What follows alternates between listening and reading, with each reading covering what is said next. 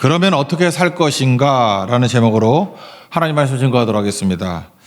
2년 전에 돌아가신 우리 이어령 교수가 예수님 영접하게 된 스토리를 잠깐 소개하겠습니다. 그분이 이렇게 얘기를 합니다. 자기가 예수님을 영접하게 된 것이 자신의 비참함과 간절함이 동기가 되었다. 그 따님 목사님이지만 이민아 목사님 시력을 잃어가고 있었습니다. 그래서 너무 안타까우니까 딸이 이혼도 하고 상처도 있고 막 굉장히 아픔이 있었거든요. 그래서 처음으로 하나님 앞에 기도했답니다. 딸 그 시력 잃어가는 거 보이게만 한다 그러면 내가 기독교인이 되겠다고. 기도는 했지만 전혀 가능성이 없기 때문에 기독교 될 일은 없다 이런 생각을 가지고 기도했대요. 근데 눈이 고침 받았습니다. 이민아 목사님 돌아가실 때까지 보는데 문제가 없었어요. 그때 당황스러웠답니다. 그러면서 이런 생각이 들더라는 거예요. 하나님께서 딸의 이 질병을 고쳐주는 이 기도를 응답하시는 거, 이걸 보면 내가 이제 더 이상 빠져나갈 수 없겠구나 이렇게 생각하게 되었다는 것입니다. 그래서 자기의 동기는 비참함과 간절함 때문이다. 예레미야가 3장 29절 같은 말씀이죠. 그대 입을 땅에 티끌에 댈지어다. 그러니까 엎어져가지고 입에 티끌이 들어갈 정도가 되라. 흙이 들어갈 정도가 되라. 혹시 소망이 있을지로다. 여기 소망이 있었던 거죠. 이분은 참 훌륭하신 분이 같아요. 진지하게 믿는 거죠. 믿고 난 다음에 성경을 읽는데 예수님을 보니까 예수님의 외로움과 고독감이 보이더라는 거예요. 오래 예수 믿어도 잘 못 느끼는데 이분은 예수님의 외로움, 참 외로운 분이시구나, 고독하신 분이구나. 그러니까 성경을 읽어도 그렇게 느껴지더라는 거예요. 예를 들어서 하나님 말씀을 그렇게 증거해도 못 알아듣잖아요. 그래서 외로우시겠구나. 그렇게 사람이 떡으로만 사는 건 아니다. 하나님의 입에서 나오는 말씀으로 산다. 그래도 오병이어 기적 이후에 따라다니는 사람들 보면은 그 말씀 아니잖아요. 너희들이 떡 먹고 배부르면 까닭이다. 그러면서 예수님이 한탄하시지 않습니까? 그때 참 외로우신 분이구나 이렇게 느꼈다는 거예요. 제자들조차도 십자가 이해 못 하잖아요. 몇 번 얘기를 했는데도 말귀를 못 알아듣잖아요. 참 고독한 분이시구나. 그래서 이어른 교수는요, 예수님 믿고 난 다음에 나는 나래도 예수님께 구해가지고 내 원하는 거 채우겠다 이런 식으로 안 믿고 시작부터 예수님을 위해서 내가 무엇을 할 것인가. 이 외로우신 분, 이 고독한 분, 나도 외로울 때 고독할 때 찾아와서 건져주신 분인데 나도 이분의 외로움과 고독을 풀어주는, 그러니까 충성하는 마음으로 살겠다. 그래서 그분이 예수 믿고 난 다음에 짧은 기간이었지만 어마어마하게 많은 일을 한 것 같아요. 이유가 뭐냐? 내가 무엇을 할까? 그런 생각을 가졌다는 것입니다. 우리도 마찬가지입니다. 인생은 길이로 사는 게 아니라 무게로 살아야 됩니다. 그러면 어떻게 살 것인가? 이 질문을 가지고 제한된 시간 안에서 주를 위해서 충성하는 우리 믿음의 종 되기를 바랍니다. 세 가지로 정리를 하겠는데 그냥 단어 외우기 쉽게 오늘 잠언은 이렇게 분리된 말씀들이잖아요. 어떻게 살 것인가? 예수님 기뻐하는 삶을 살아야 되는데 함께 하라, 좋은 것 하라, 기도하라. 이렇게 함께 좋은 것, 기도. 세 가지로 정리하면 말씀이 정리가 된다고 생각합니다. 첫 번째, 어떻게 살까? 함께 하라는 거예요. 다른 동역자들과 함께 하라. 인간이라는 것은 더불어 사는 존재입니다. 홀로 못 삽니다. 혼자 있으면 자기를 모릅니다.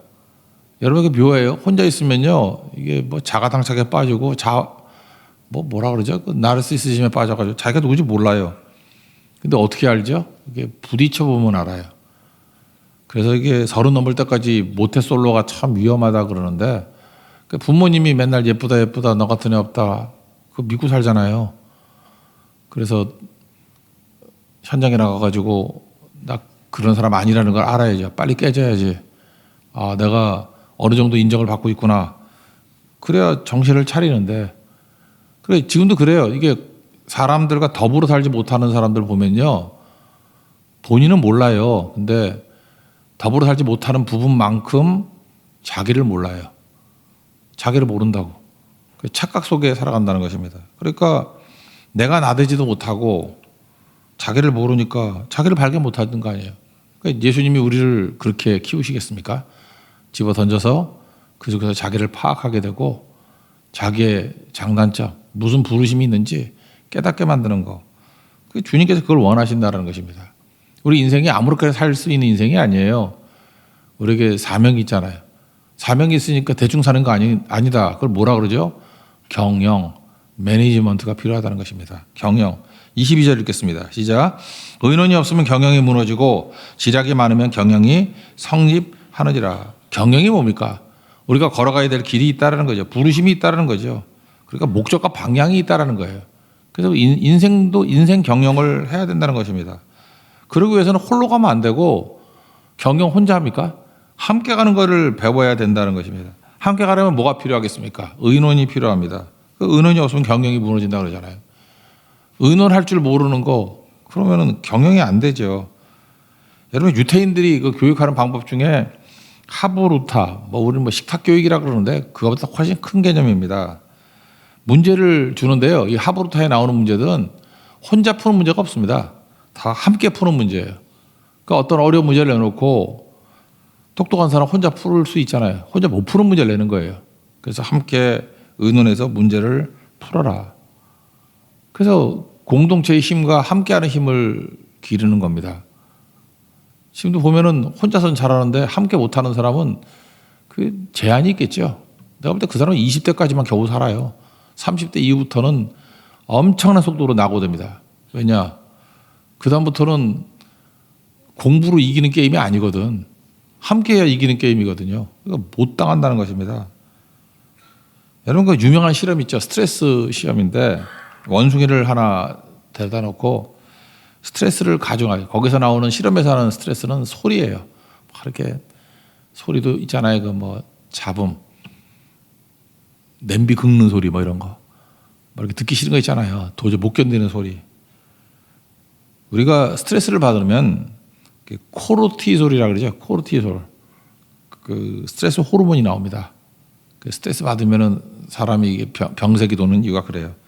농도가 짚어지니까 원숭이가 사고력도 잃고 통제력도 잃더라는 거예요.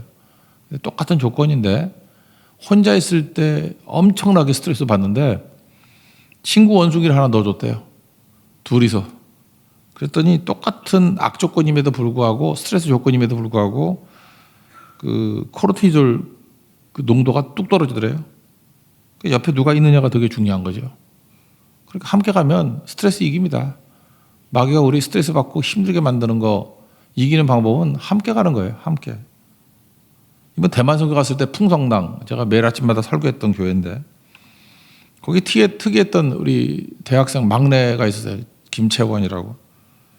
제가 지지난번 두 번인가 거기 있었던 것 같은데 나는 김채원 자매가 말하는 걸 들은 적이 없어요. 되게 조신한 자매구나. 말이 없구나. 엄마한테 핍박을 당했나? 왜 이렇게 말이 없지? 하여튼 그런 생각을 많이 했거든요. 근데 이번에 갈 때 한동대 김예빈이라고 동기가 왔어요. 그랬더니 그렇게 수다쟁이인지 몰랐어요. 투머치 토커야. 말이 얼마나 많은지 내가 묻지도 않았는데 막 다 얘기해주고 그래서 두 사람 정보를 다 얻고 왔어요. 그리고 웬만한 어려움들 다 이겨내는 것 같고 얼굴도 예뻐지던데 그 예빈이는 진짜 MZ세대 똑같은 것 같아요. 그래서 안녕하세요. 그룹 말고 있어요. 하다 떨어뜨리고 나도 말라 그랬더니 머리카락 없어서 못 말겠더라고. 그러니까 혼자 있을 때 스트레스가 있는 것 같아요. 보니까 같이 있으니까 달라지는 거죠. 동기의 필요성 그런 거를 느낍니다. 우리도 마찬가지죠. 여러분 신앙생활도요. 이렇게 조금 믿음의 친구들 다니엘과 같이 셋도 필요 없어요. 하나라도 있으면 되게 힘이 될걸요. 둘, 셋. 지금도 스트레스가 아무리 온다 할지라도 이겨내는 사람들을 보면 이 코르티솔 나오는 걸 이길 수 있는 방법 친구예요. 동역자들. 팀이 있으면요. 이겨냅니다. 그러니까 뭐예요? 어떻게 살아야겠습니까? 함께 사는 거.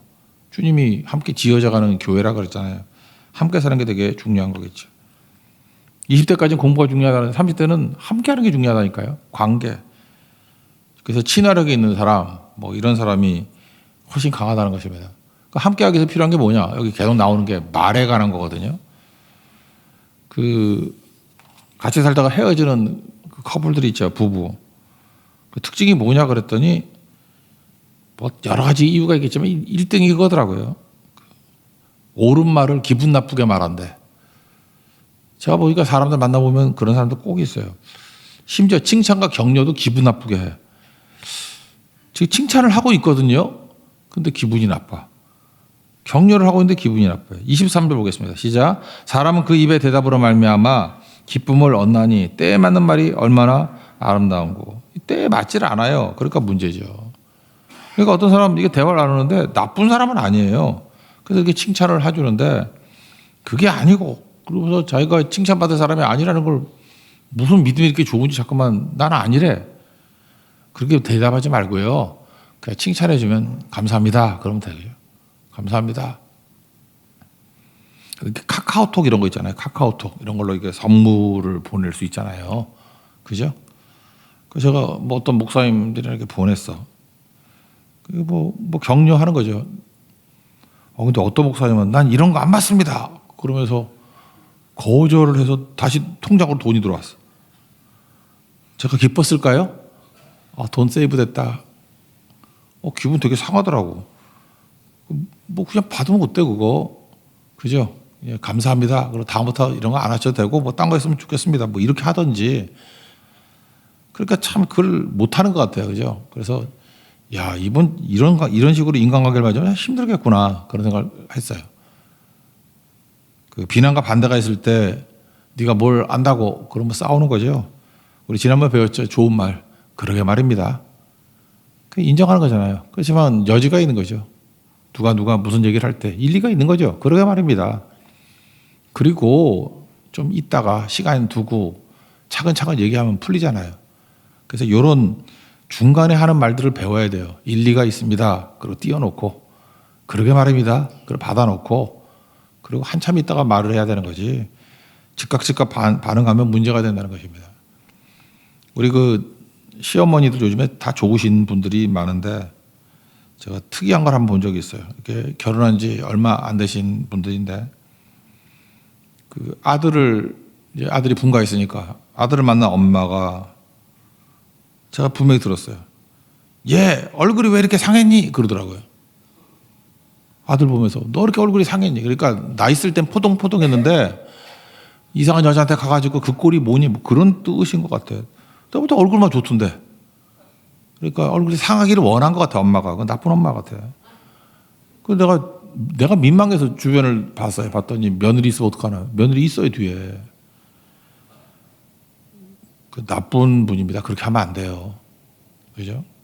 그렇게 하면 안 되지. 그렇게 힘들게 하면 안 되죠. 여러분 요즘에 그래. 조금만 힘이 생겨놓으면 막 말도 함부로 하고 뭐 그래도 별 문제 없다고 생각하고 그러니까 문제가 되죠. 이 말 함부로 하는 건 삼류들이거든요. 그렇게 하면 안 되겠죠.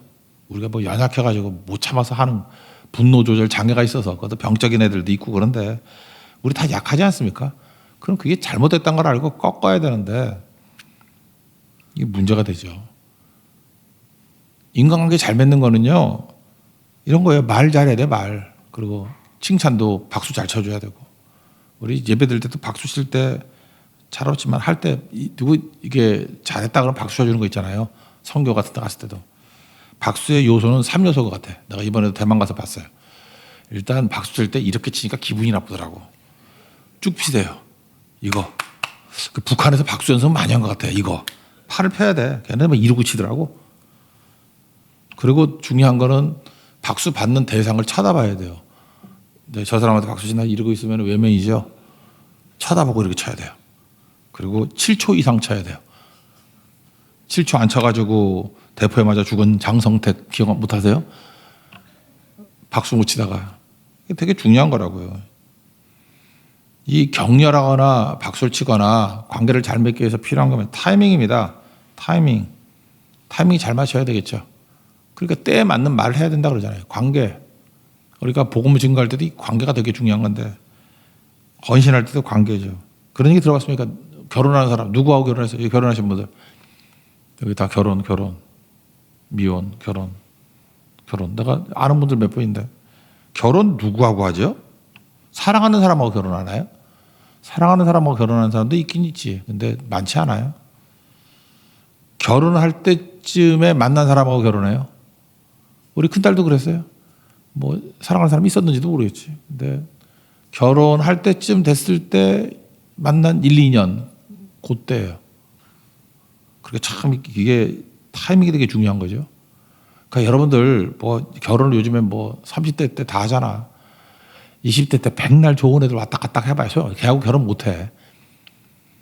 지금부터 어머니들이나 아버지들 기도하세요. 몇 살에 결혼을 시키고 싶습니까? 저는 기도할 때 딱 돼서 33살 그랬는데 딱 그때 갔어. 33살. 그 제가 집중적으로 기도했거든요. 32부터 34살 사이에 딱 맞는 사람 만나게 해주세요. 그랬더니 뭐 아니나 다를까 한 달, 1년, 2달 만에. 인생이 다 그래요. 여러분 뭐 취업을 할 때도 마찬가지죠. 뭐 항상 좋은 사람 만나야 되는지 알아요? 취업할 그 타이밍에 잘 맞아야 돼요. 프로야구 선수도 보세요. 김하성도 마찬가지죠. 금년에 잘해야 되는데 작년, 재작년 백날 잘하면 뭐래. 이제 계약 끝나가지고 재계약 맺을 때 뭐 1억 달러, 2억 달러 이렇게 팔라 그러면 요때 잘해야 되거든. 특별히 가을에 잘해야 돼, 가을에. 그 타이밍에 계약하기 직전에. 되게 그래서 계약되는 거예요. 그리고 계약 끝나면 또 못하지. 되게 그러잖아요. 근데 좀 안 되는 친구들은 계약할 때 못하고 계약 이미 해놓고 난 다음에 갑자기 미친 듯이 잘하기 시작하고 아쉽다고 맨날 그러잖아요. 그러니까 하나님께서 우리에게 원하시는 건 뭐냐면 다 타이밍이거든요. 그러니까 함께하기 위해서 필요한 건 뭐냐면 말이고 그 말도 언제 하느냐는 것이 되게 중요하다고요. 그래서 함께 가는 능력 이걸 꼭 배우십시오. 하나님과 우리의 관계에서도 마찬가지예요.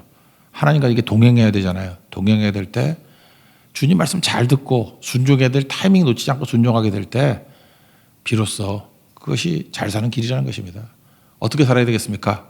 주님과 함께 동행해서 함께 함께 가는 능력을 기를 수 있는 믿음의 신실한 종 되길 바랍니다. 뒤에 보면 뭐 교만한 사람들과 함께하면 안 된다 뭐 이런 것도 나오고 그다음에 뭐 과부들 나오니까 그 약한 사람들에게 어떻게 대하느냐를 보면은 관계를 어떻게 맺는지를 알 수 있다. 그러니까 을을 대하는 태도 그런 것들을 잘 알아. 뭐 이런 것도 부수에 나오는데 그런 건 그냥 넘어가겠습니다. 두 번째, 어떻게 살 것인가? 하나 물어볼게요. 안 좋은 것을 하지 않는 길이 뭘까요? 안 좋은 일 하면 안 되잖아요. 안 좋은 일을 하지 않는 길을 좋은 것을 하는 거예요. 그래서 어떻게 살 것인가? 좋은 것에 집중하면서 좋은 것만 그냥 모든 힘을 다 때려 넣어서 집중해서 하려는 겁니다. 좋은 거. 잠깐 뭐 안 되는 거 하려고 그러지 말고 안 되는 거 안 하려고 그러지 말고 D.L. 무디 목사님이 그런 얘기 있어요. 병에 이렇게 병인데 반쯤 있는 거예요. 뭐 물 채우고 그런 거 아닙니다. 그 무슨 공학자도 아닌데 일반 성도들한테 질문을 했어요. 여기 물이 반 들었고 반에 공기가 있지 않냐고. 이 반에 있는 공기를 빼는 방법이 뭐냐. 그랬더니 이제 머리 도는 애들이 뭐 흡착기를 갖고 오고 뭐 어떤 애 주사기를 넣어가지고 빼고 뭐. 공기 빼라 그러니까 그게 그 말에 꽂혀가지고 공기 뺄 생각만 하잖아요. 공기 뺄 생각. 여러분 다 알죠? 아니라고. 물을 부으라고. 물 가득 채우면 공기 다 빠지죠. 가득 채우면 물 채우면 공기가 없어지잖아요. 우리 인생도 마찬가지입니다. 머릿속에 부정적인 생각, 뭐 안 좋은 생각 이거 없애는 거 쉽습니까? 부정적인 생각이 드는 걸 어떻게 해? 그 우울한 생각이 드는 걸 어떡하냐고. 그거 빼낸다고 돼요? 이거 없애주세요, 없애주세요 하면은 그 코끼리 생각하지 말라고 똑같잖아. 코끼리 생각하지 마. 그러면 코끼리 생각만 하잖아. 보통 또 코끼리 생각을 누가 해? 똑같은 효과예요. 흰 코끼리 효과 아니에요. 흰곰 효과도 곰 생각하지 마. 그러면 곰 생각이 나잖아요. 그러면 이거 이기는 방법이 뭐죠? 그냥 좋은 생각하는 거예요. 좋은 생각. 그럼 나쁜 생각 다 없어져 버리죠.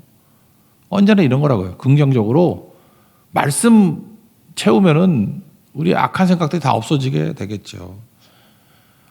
제가 병원에 입원했을 때 제가 이 잠이 중요하다는 걸 알았어요.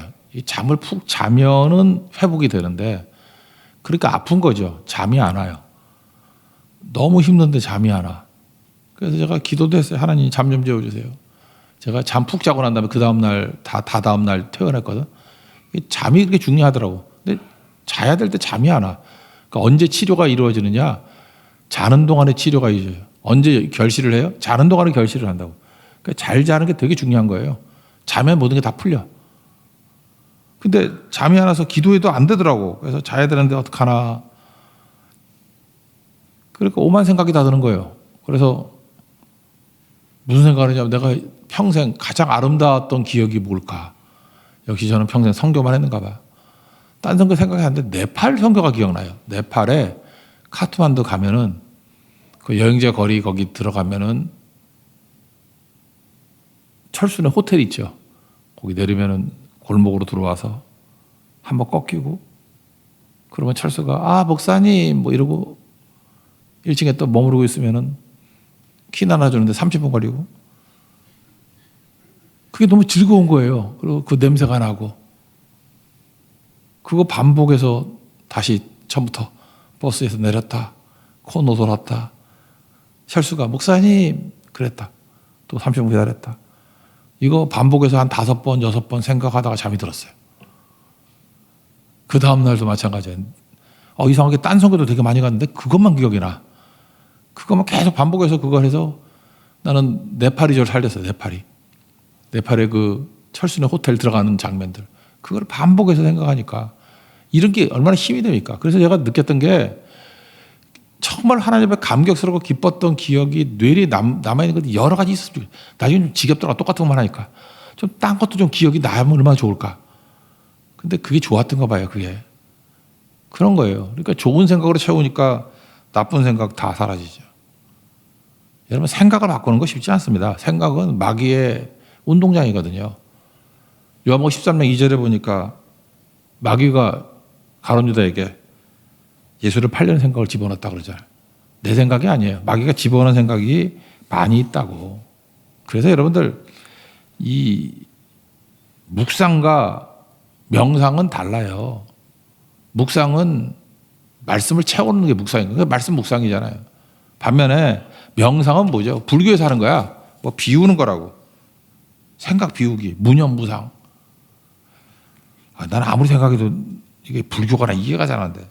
비우고 비운다고 생각이 비워지나? 네가 돌을 안 닦아서 그럴까? 나도 절에 한번 갔다 올까? 비워볼까 한번?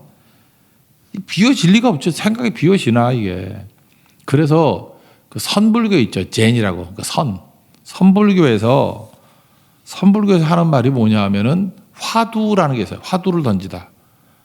그러니까 사람이 생각을 못 비우니까 참선 수행을 해서 실마리를 툭 던져주는 거야. 이 생각을 해. 그러면 네 생각을 비울 수 있어. 근데 내가 무릎을 쳤지. 그게 무슨 비우는 거야. 채우는 거지. 화두로 채우는 거 아니에요. 화두를 던져가지고 그 생각을 해서 생각을 비우는 게 그게 비우는 거예요. 화두로 채우는 거지. 그래서 제가 선불교 믿는 사람들에게 전도할 때 꼭 얘기하려고 그래요. 화두를 던져라. 그게 비우는 거냐 채우는 거지. 우린 뭐라 그러냐. 시편 1편 2절에 보니까 늘 하나님 말씀을 묵상하는 자가 복이 있다고. 시냇가 시무나무 같이 때마다 과실을 맺는다고. 그런 거 아니겠어요? 그러니까 여러분들 채우는 거 하는 겁니다. 마귀는 지금도 계속해서 정죄가 뭐예요? 정죄가 뭐죠? 나쁜 거를 계속 쳐다보게 만들어가지고 나쁜 거 제거하면 된다는 거 아니에요? 똑같은 개념이에요, 그거. 명상하고 똑같은 개념 아니에요. 그래서 왜 정죄를 하죠? 야, 죄는 드러내야 되고 죄를 막 공격을 하고 저런 놈들 갖다가 그냥 싹 뿌리를 뽑아버려야 발본 세곤해야 좋은 교회 되고 좋은 나라 되는 거야. 그래 온통 뭐만 생각하는 거야. 나쁜 것만 생각하고 나쁜 거 들추고 나쁜 거 공격하고 나쁜 거. 그러다가 지가 나쁜 놈 되고 뭐 내로남불고 너는 뭐 제대로 사냐 그러면서 지는 또 더 해먹고 막 이래서 난장판이 되는 거죠. 누가 그래? 지도자가 뭐 해야 되는지 뭔지 알아요? 나쁜 거 있어요. 누가 몰라. 좋은 거를 가득가득 채우면은 나쁜 생각은 다 없어져 버려요. 말씀을 묵상하면요. 악한 생각이 들어올 자리가 없잖아요. 병에 공기를 빼는 방법이 공기를 어떻게 빼요? 물을 채우면은 그죠? 성령 충만해지면 다 빠져나가지 않겠어요? 그런 거라고. 그래서 우리가 해야 될 일이 무엇입니까? 하나님께서 우리에게 명령하신 거, 순종하는 거, 좋은 거. 그렇게 사는 거예요. 그렇게. 사는 방법을 알아야 돼요. 사는 방법을. 여기 뇌물과 선물 나오잖아요. 27절 같은데 뭐 뇌물을 싫어하는 자는 살게 된다. 뇌물 좋아하면 죽는다 그런 게 아니에요. 그러니까 뇌물과 선물의 차이점이 뭡니까? 누구 이익이냐죠. 뇌물은 상대에게 줬는데 내가 여기 있는 집사님한테 뇌물이라고 줬어. 왜 줬냐? 이거 주면은 뭐 나한테 뭐 해줄 거. 내 이익을 위한 거예요. 그럼 뇌물이야. 근데 내가 이분이 뭐라 그럴까 뭐 생일이라 합시다. 이게 존재하는 것이 나에게 너무 기쁨이 돼. 그래서 이 사람이 존재하고 이 사람이 있는 게 너무 좋아서 내가 선물 줬어요. 그거 선물이죠. 그죠? 그렇다고 그러면 이것도 마찬가지예요. 뇌물 주지 말라라고 하는 걸 뇌물 안 주려고 자꾸 노력하지 말고 선물 주면 될 거 아니에요. 선물은 뭐예요? 그 사람의 유익을 위한 것들을 쭉 주면 될 거 아니에요. 주라 그랬잖아요.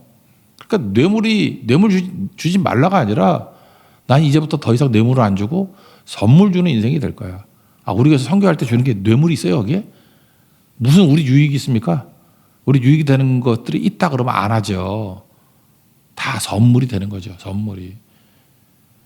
우리는 주님이 채워주시는 걸 충분해요. 그죠?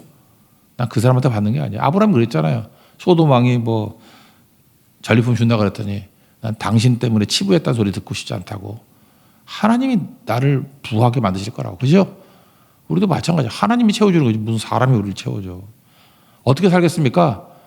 좋은 것에 집중하십시오. 그래서 나쁜 거 없애고 공격하고 뭐 참선하고 비우고가 아니라는 거예요. 그래서 우리 입술에 나쁜 것들은 다 사라지고 좋은 것들을 얼마나 집중하고 채우는지를 바라보는 우리 믿음의 종 되기를 바랍니다. 세 번째, 어떻게 살 것인가? 하나님의 도움을 구해야죠. 이게 잘 안 되잖아요, 우리 이게. 그죠? 함께 하는 것도 잘 안 되고 좋은 것 추구하는 것도 다 잘 되면 우리가 뭐 죄인이 아니게. 그러니까 하나님의 도움, 성령의 도움을 구하는 것이요. 그럼 뭐예요? 기도하라는 거예요. 29절 읽겠습니다. 시작. 여호와는 악인을 멀리하시고 의인의 기도를 들으시느니라. 우리 야고보서 5장 16절 보니까 서로 죄를 고백하고 병 낫기를 위하여 서로 기도하라. 의인의 간구는 역사하는 힘이 있느니라. 어제도 말씀드렸죠. 최수연 자매 뭐 이렇게 뭐 종양이 큰 게 있었다며. 암이거나 아니더라도 너무 커서 양성이라도 잘라내야 된다. 근데 원래 그 종양 잘 안 없어지는 거 아니에요? 근데 그게 없어졌대요. 내가 보니까 주변에 있는 사람들이 그 팀이 좋은 것 같아요. 이게 말레이시아부터 같이 다니면서 친해졌는지 기도를 엄청 한 것 같아요. 주변 사람들이 기도하고. 이게 얼마나 도움이 되는지 모르겠어요. 그죠? 이게 기도의 동력자가 있는 거. 여기 성경에 나오잖아요. 의인의 간구는 역사하는 힘이 있느니라. 제가 보니까 우리 어떤 성도들을 보면요. 교회 그런 분위기가 돌 때가 있어. 이유는 잘 모르겠어요. 어떤 분이 병들었는데 전 교회적으로 그분을 위해서 막 집중적으로 기도하게 되는 그런 분위기가 나타나고 있어요. 누구는 기도 안 하고 차별하는 거 아니에요. 근데 뭐 성령이 이게 돋구는 것 같아요. 이렇게 여기도 기도하고 저기도 기도하고. 제가 정확히 볼 때는 그 췌장암 걸렸던 그 정태수 집사님 같은 케이스였어요. 근데 그때 그랬잖아요. 시작할 때. 이게 낫는다고 이거. 내가 장담하는 이유가 뭐냐? 분위기가 달라져요. 우리 교회에서 언제 뭐 병자 놓고 그렇게 기도한 적 있어요? 뭐 하긴 하지만 뭐 이렇게 집중적으로 기도해요. 근데 내가 그 기도 안 하면 설교가 안 나올 것 같아. 자꾸 뒤통수 누가 때리는 것 같아. 자꾸만. 너 왜 그 기도 안 해? 집에 가서도 밥 먹을 때도 씻기도 하면서도 내가 그 기도했다니까요. 그래서 우리 딸이 정태수가 누구야? 나한테 그러더라고요. 뭐 어느 고을 태수야? 나한테 누군지 모르니까. 그죠? 근데 계속 기도하게 되더라고요. 그게 바로 뭐예요? 성령이 이끌어 가시는 거죠. 역사하는 힘이 있잖아요. 그게 얼마나 큰 힘이 되는 거예요. 이거죠, 이거. 30절에 보니까 눈이 밝은 것은 마음을 기쁘게 한다. 성령의 역사면 내면에 눈이 밝아져요. 그거 아니면 흐려지고 이렇게 앞게 환하게 보이는 게 있습니다. 그래서 드로아에서 환상 볼 때 그러잖아요. 안 보이면 머물러서 기도하는 거예요. 우리 흐릿한 길 가는 사람들은 아닙니다. 주님이 언제 흐릿하게 명령하는 거 봤어요? 앞길 환하게 보여주지요. 마게도니 환상을 보면서 명확하게 해주잖아요. 명확하게. 예레미야가 뭐 그럴지도 몰라 한 말 메이비로 뭐 예언했던 적이 있어요. 이렇다라고 명확히 얘기하죠. 바벨론에 끌려갔다가 70년 만에 돌아오리라 그러죠. 그죠? 성령께서는 이게 보세요. 눈이 밝은 것 밝게 만들어주세요. 그리고 좋은 기별 이거 외부의 기쁨이죠. 하나님께 결과를 좋게 만드신다라는 것입니다. 그래서 여러분들 뭐든지 선택, 억지로 이렇게 하는 거 아닙니다. 예를 들어서 믿음도 마찬가지예요. 내가 믿는 게 아니에요. 내 안에 성령이 충만해지면 믿게 하시는 거예요. 믿어지는 거지요. 나는 내가 믿습니다. 말 안 된다고 생각해요. 믿어지는 거지. 이거 똑같은 거예요. 우리가 기도하면요, 성령 충만해지고 그다음부터 성령께서 꼭 필요한 것들을 기억나게 하시고 기도하게 하시고요. 그래서 잡아요. 잠깐 기도하게 만드셔. 그리고 그 마음에 기억나게 만들어서 자꾸만 연락하게 만드시고 만나게 만드시고, 이게 다 성령이 하시는 일이에요. 근데 내가 중심이 돼서 내가 믿습니다 그러면 나 따로 예수님 따로잖아요. 이런 거 똑같아요. 5살짜리 아이가 있습니다. 아버지 손을 잡아요. 그러면 뒤뚱거리면 얘가 넘어질 가능성이 있어요 없어요? 있죠. 5살짜리가 무슨 힘이 있어. 아빠 손을 꽉 잡아봐야, 저도 그래요. 내가 잡아봐야 뭔 힘이 있어. 까당하면 넘어지지. 근데 아버지가 잡으면 다르죠. 아버지가 등치 좋은 아버지가 5살짜리 아이를 꽉 잡았어요. 뒤뚱뒤뚱해도 이렇게 대롱대롱 매달릴 수 있죠. 아빠의 힘. 물론 약한 아빠는 못해요. 그렇지만 힘센 아빠 할 수 있죠. 하나님이 우리 인도하실 때도 마찬가지. 내가 믿습니다 그러고 내가 주님 손 붙드는 거 아니에요. 우리가 무슨 불교예요? 기도하면요, 주님이 내 손을 잡고 가신다고. 이게 성도의 견인 아니에요? 견인. perseverance. 그죠? 견인. 이거 우리 이끌어 가신다고. 끝까지 넘어지지 않아요. 그래서 믿게 하시는 거예요. 그래서 참 묘한 게 뭐냐면요, 성경은 연구하고 보면 안 믿어져요. 내 공부 잘해가지고 성경 이해하는 사람 많이 못 봤어요. 특별히 맨날 뭐 줄 긋고 공부하고 뭐 이런다고 다 믿어지는 거 아니에요. 근데 성령 충만하면 믿어져요. 참 묘해요. 그냥 쭉쭉쭉 읽어도 아멘, 아멘. 그게 믿어지고 말씀이 내 안에 쑥 들어와서 예수님 말씀은 실현되죠. 나를 통해서 그 말씀을 이루셔요. 그래서 막 눈물이 흘리는 거죠. 나를 통해서 구원이 나타나고 나를 통해서 하나님의 새로운 일들이, 경륜이라 그러죠. 경륜이 이루어지고 나를 통해서 하나님의 그 미래에 가려고 했던 길들을 여셔요. 그렇게 사는 겁니다. 그러니까 우리 인생이 뭐예요? 영광이지, 영광. 영광 아니라 인생을 낭비하지 않는 것. 성령의 온후에는 전부 믿어집니다. 그런 믿음의 역사가 있는 하나님의 종 되기를 축원합니다. 어떻게 살아야겠습니까? 함께 살라. 안 좋은 것을 하지 않는 비결은 좋은 것에 집중하고 사는 거예요. 그리고 우린 연약한 인간입니다. 성령의 도우심을 구하는 기도하십시오. 그러면 성령께서 우리에게 필요한 것들을 주셔요. 믿어야 될 때 믿음 주시고, 그죠? 가야 될 땐 길 보여주시고, 누굴 만나야 되면 만남을 주시고, 그래서 앞길 환하게 보이면서 우리를 부르시고 인도하신다는 걸 깨닫게 된다는 것입니다. 그 길로 승리하는 하나님의 종 되기를 축원합니다. 자리에서 일어나겠습니다. 후회하심이 없습니다. 후회가 없습니다. 나의 평생에